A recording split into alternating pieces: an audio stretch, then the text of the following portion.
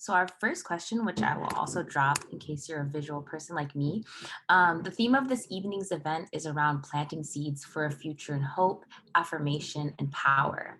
Thinking of a future that is hopeful, affirming, and powerful, how does poetry play a role in moving towards that future? I guess this is a little more broad, but I think that in poetry being powerful also comes into play in terms of like history, I guess, when we're looking, I mean, for at least for me personally, I know like learning about events that impacted my family or my family history in like school, it often just lacks a lot of empathy, but also just like feeling in general. Whether that's because it's written like our textbooks are written by white men, whether it's because they don't get like first person sources, whatever the reason, it lacks so much feeling behind it that it's so easy to just forget about. Um, no matter like the issue, like even if it impacts, like I know I was learning about partition of India last year, and it was so easy for me to forget about, even though it like impacted my family. And it was only until I started writing poems about it and started exploring it a bit more that it really stuck with me. And really like I really understood like, oh, this is something that like really affected me, like this is part of my family history. And I think that poetry helps, at least for me, put feeling back into the narrative, but then also allows me to like reclaim that narrative because I now like have made space for it in my life as well. Like rather than just, oh, this is like strictly academic, this is like something we write down, we take notes on, we test on it, whatever. It has like feeling in your heart, and like you have emotions connected to it. Again, I'm really thinking, again, you've all answered, I think, what this means for you and kind of, I think, holding all of your life's work and your journeys as we are now. And I think my next question, I'm really hoping to zoom in and thinking about the pandemic and leading into Arundhati Roy's notion that the pandemic is a portal. And I think right now, as we're watching the Bay Area, for example, right, things are opening up. There's vaccine. A lot of us have diasporic roots in places that are actually going through second, third intensive waves, right, of the pandemic. And the pandemic is very not over. And the violences of the pandemic is really rearing again its head once again for our again maybe homeland communities. So in the chat, oopsies, it's a twofer, so two parts. So feel free again to answer whatever calls to you. But again, really zooming into the moment of the pandemic and what that means and how it has brought us apart, but also brought us together, and the violences of, again, the way that the pandemic is being handled. How would you describe the power of poetry from your perspective, and how has this last year changed your relationship with poetry, if at all?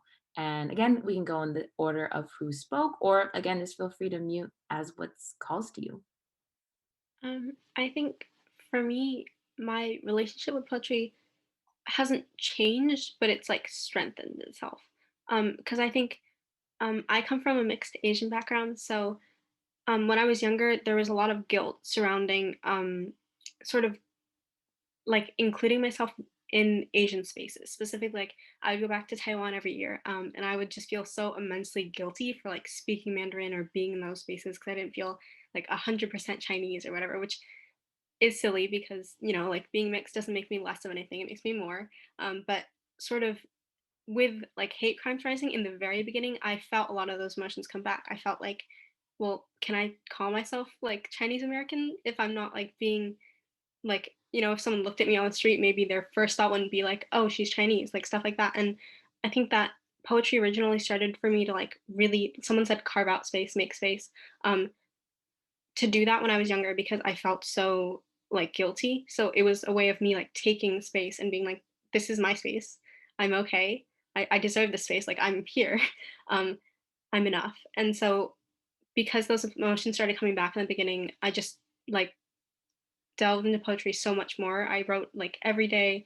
I really just tried to like keep up with that feeling and like tried to use poetry to make myself feel as validated as possible and try to work through those feelings as much as possible because it's like not a fun cycle to be in because I feel like once you get those thoughts they kind of spiral a little bit. So I just it like really strengthened like I can't let myself spiral. I have to like like understand my place in my community and be proud of it.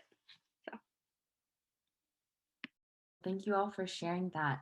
So to close, I actually made a new question, so you all might be seeing this for the first time.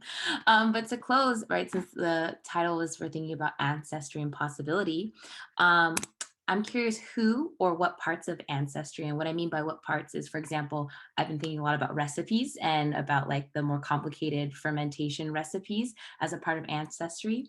Would you like to bring into this call to share as a seed for the future? Um, I think for me, um, my grandmother actually was like the first person who ever exposed me to poetry.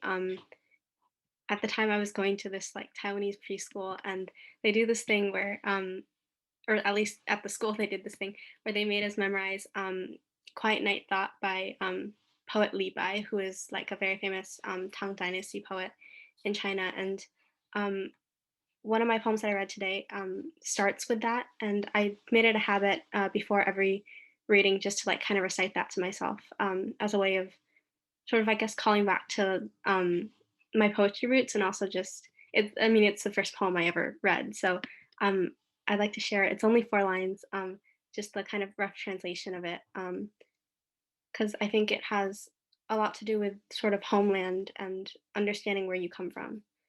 So it goes. The bright moonlight before my bed seems like frost on the ground. I lift my head and gaze at the bright moon. I lower my head and yearn for my homeland.